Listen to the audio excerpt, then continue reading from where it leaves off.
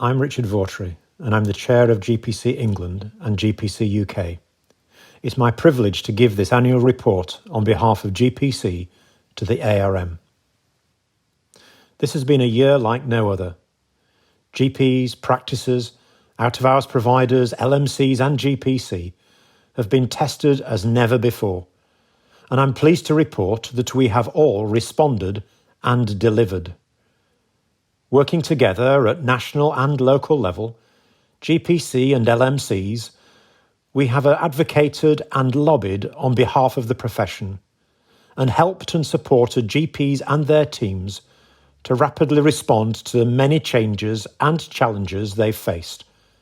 And as a result, they have not let their patients down. I am proud of what GPs and those working with them in general practice have done this year, and we should all thank them. The National GMS contract underpins a lot of what we do, and in England we are in the second of a 5-year contract agreement.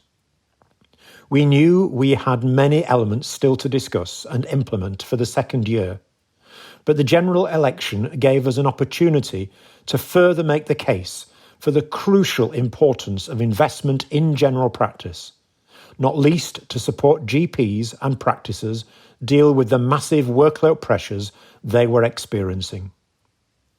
And then, just before Christmas, NHS England issued planned PCN service specifications that were completely unacceptable and caused a justified outcry from the profession. GPC England rejected the proposals, and a special LMC conference was called and held. We responded vigorously and secured significant improvements, with an expansion of the workforce to support our workload pressures and, crucially, agreement to 100% reimbursement. This means that by 2023-24, we'll have secured an additional £1.4 billion alongside the extra funding going to practice baselines. We also radically reduced the expectations for the service specifications, improved the Investment and Impact Fund, and delivered future protections beyond the 5-year agreement. This all means that a typical primary care network can expect guaranteed funding for a significant expansion of their workforce to work in local practices and help GPs and their teams manage their workload, as well as developing stronger links with community nursing teams. As a result of the work we've done, over 98% of practices have now signed up to be part of their PCN.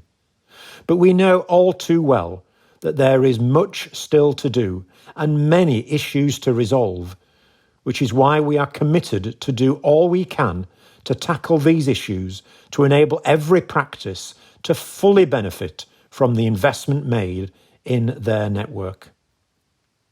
Whilst having 26,000 allied healthcare professionals working alongside us will be welcome, we still need to recruit and retain more GPs and turn the year after year decline in GP numbers around, not least the fall in the number of GP partners.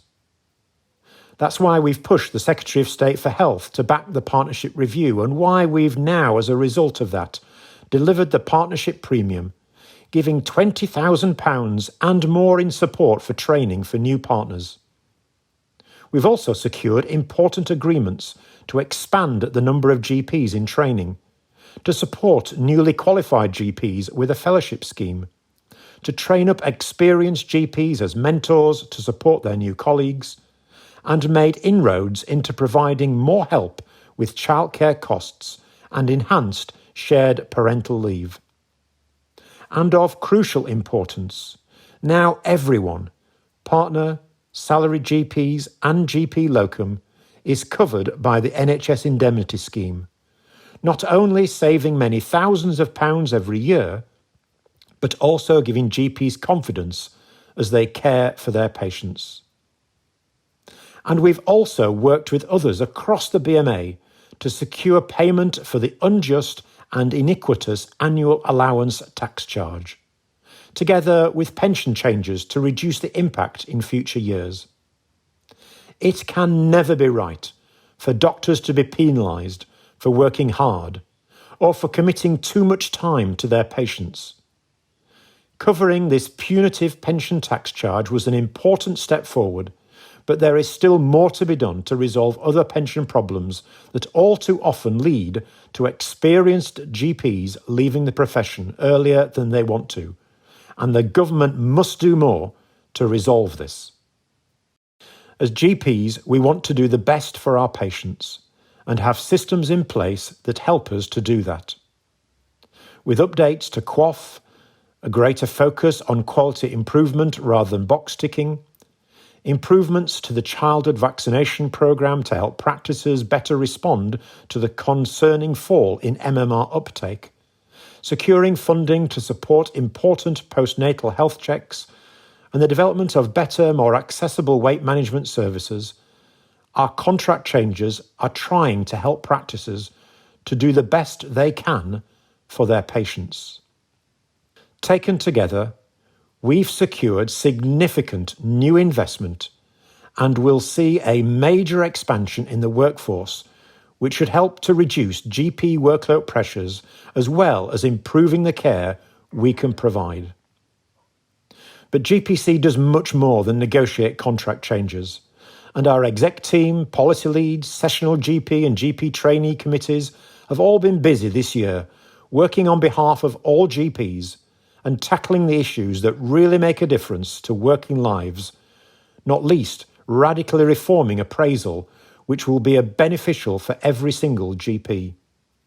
So I want to thank the other 3 national GPC chairs, my executive team in England, the policy leads and chairs of the Sessional GP Committee and co-chairs of the GP Trainees Committee, the wider GPC for their continued helpful ideas, oversight and informed guidance, as well as the many BMA staff members who work with us 7 days a week with such dedication and expertise.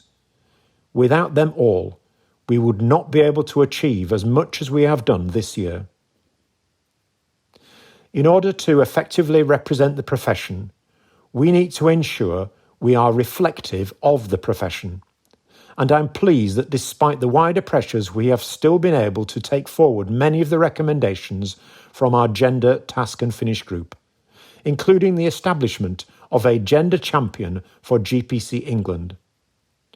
Working on issues of inclusion, equality and diversity is crucial to our success, and we'll be doing much more on this in the coming year, not least taking up the important issues raised by the Black Lives Matter movement.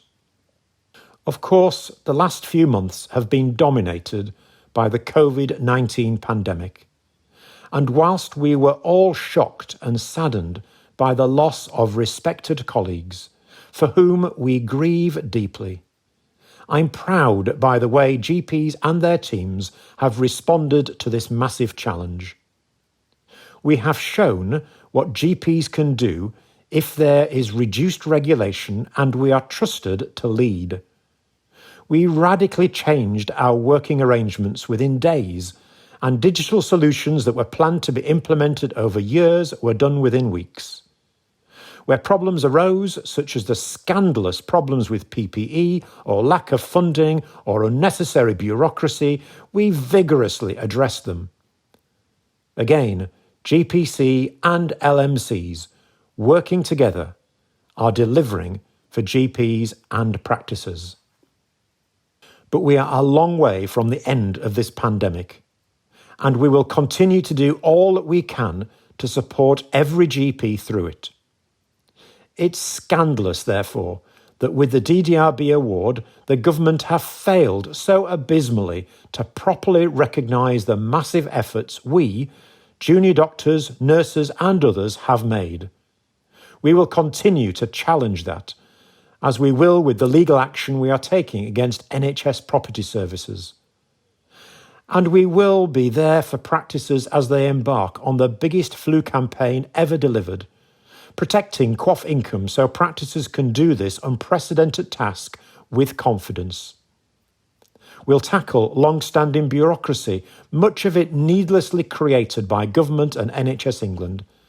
And we'll push for further investment into IT systems to enable practices to build on the rapid changes they've made this year, making it completely unnecessary to expand the commissioning of digital-first providers. And we'll also work with our secondary care colleagues to deal with the unacceptable workload pressures being placed on practices because proper systems have not been commissioned or funded in the community. GPs have shown that if freed up from unnecessary burdens, even in the most challenging of times, we can be trusted to lead. GPC will do everything we can to empower GPs to do just that. For by doing so, doctors and patients will all benefit. Thank you for listening.